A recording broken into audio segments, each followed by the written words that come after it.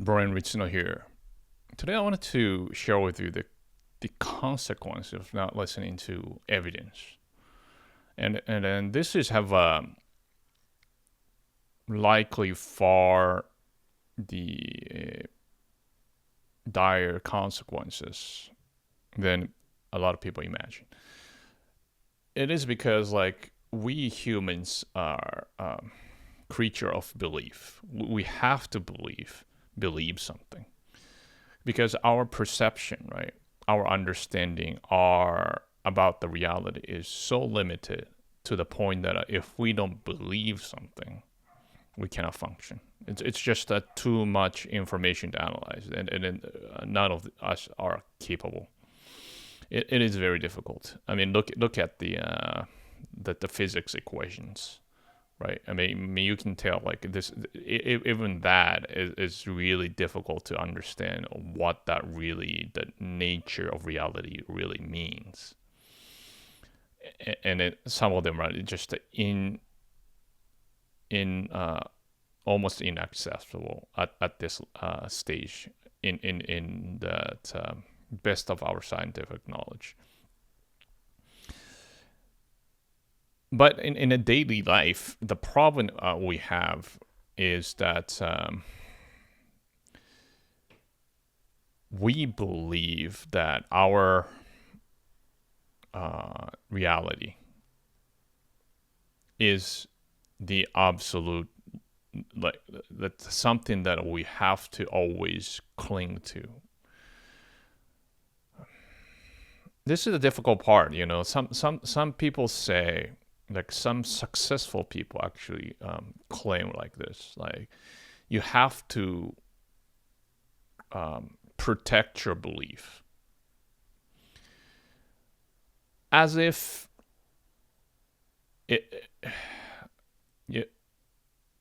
see, you could actually say these type of things if you are already successful. Okay, somehow, some way, you got lucky, and in a talent, in a timing, whatever, and then you got there, and you have this weird idea about something. Let's say okay, let's get straight. Let's say some kind of weird religion or cult, whatever that is.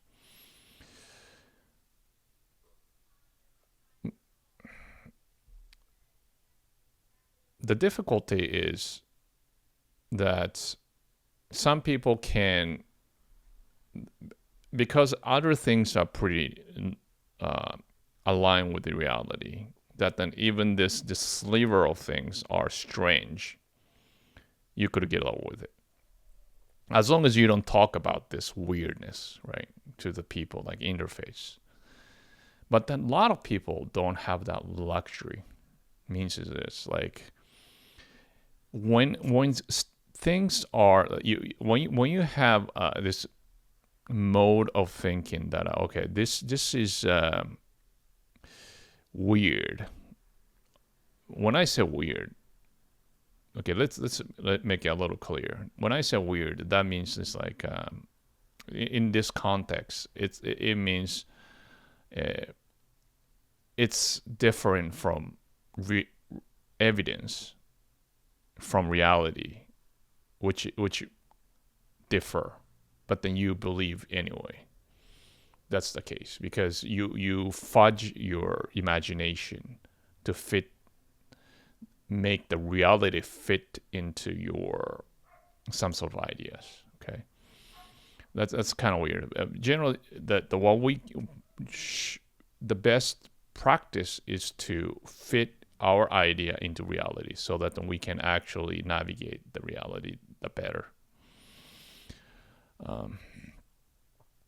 This is what a lot of times what happens like extreme case, right? Let's say mental patients, mentally ill patients. Okay, they believe that okay, I'm so for instance, they are not accomplished much. Let's say you even though let's say you are not a doctor, but you believe in your mind that you're a doctor, and then you start performing something. because you think you believe that you're a doctor. And then there is a lot of like steps that you cannot actually do this kind of stuff to protect the society from like a licensing, and then people go through the interview and stuff like that. So you don't quite see this kind of people who are deranged, okay? But then we tend to. I'm actually talking about the extreme case to make a point about the degree of it. Like in a small degree, we do this all the time. We have to do it. That's the thing. It's not necessarily it's bad.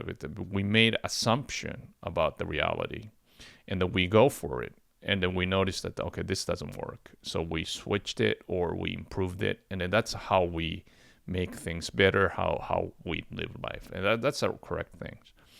But what I'm saying is the watch out to make this bigger and bigger. Not be able to correct your mistakes because your belief becomes so important for you that you can't change your mind. And I actually see this in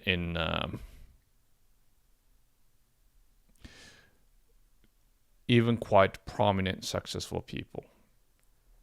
And what it does is like they're shielded by money or reputation. So people don't really question, right?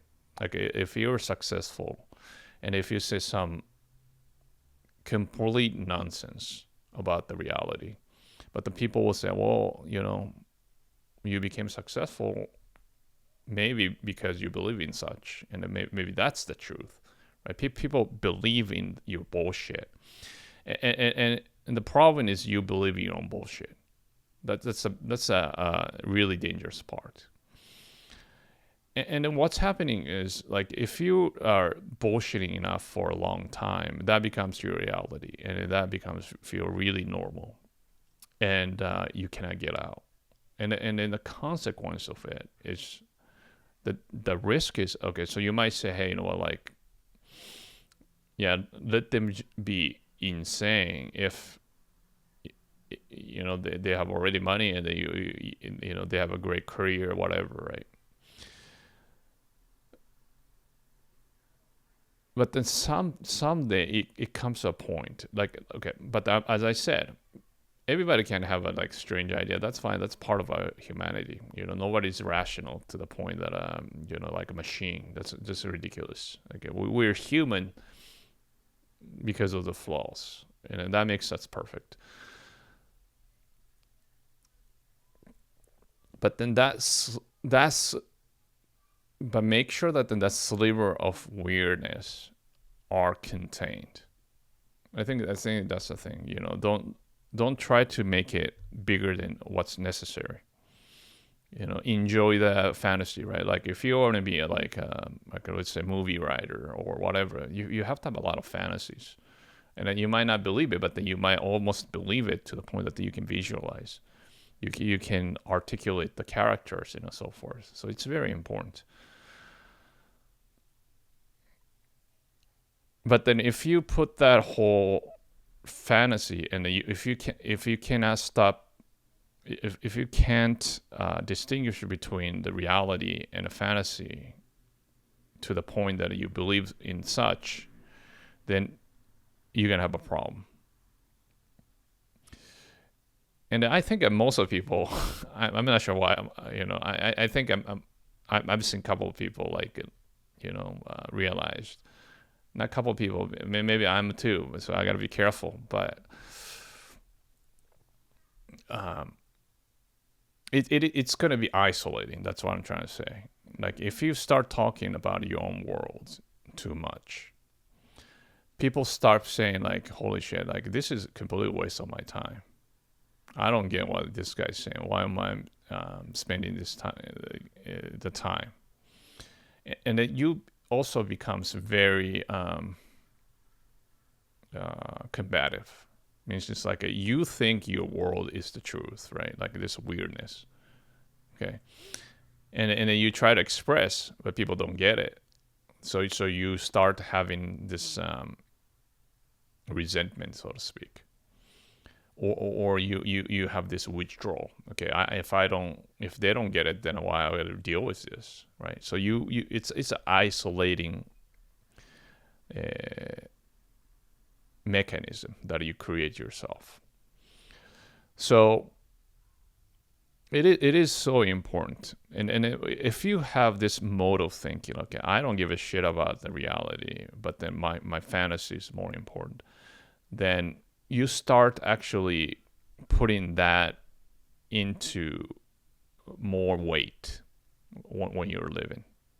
So for instance, okay, when evidence says okay, if you take A, you're gonna do a lot better. Like let's say the business wise, but the B feels better for you, like a lot worse situation, because there's some sort of like a sentimental value or whatever the belief is attached to it. Right? Like let's say in this, like let's say religious sense is like, okay, so somebody's like a bad idea come from somebody else's like a same religious group, that the you this have to be much better than this, right? This far better result making, and then more reasonable. But then you get caught up in this kind of scam. Not just a scam, but in life there is many choices. Like each path, like you take, there are many different paths that you abandoned, right? But then those paths, what I'm saying is like some of the paths could be far better than the paths that you just took. And then what's the best course of action is to always appreciate and go with the evidence, even though if you may not like it, may counter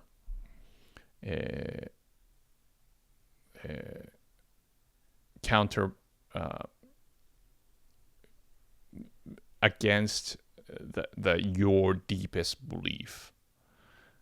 But then there is a glaring evidence that you find what you're doing is not working. Then test it out. See if that, it's hard. I'm saying it's not easy to actually change your mind, especially it's something you deeply held belief or long held belief. But then test it out to see if what you've been believing is actually right. Because sometimes like your life is not going anywhere, or not you are stagnant because of your core belief. Your core belief might be a little bit pathological. So once in a while, it's good to test. I think Charlie Munger said something like, once in a while, or every year, or whatever, you get rid of your most precious belief. He's not saying that to just dismiss it, like common sense or anything. It's just you got to test it out. And if you do, it's not the end of the world. You will evolve further, and then become inclusive to the belief. Your previous value system that is quite pathological. It becomes more integral in your being, so to speak. It's no longer become really just a pathological state that actually occupied all your life, but it's just a part of it, just like energy of creation, so to speak, right? That type of things. So yeah, do this, and appreciate the evidence, and change your mind based on it at all times. Thank you for watching. Please share your ideas in the comment section below to help each other, and hit like and the subscribe buttons so you get notified of the next video. See you next time.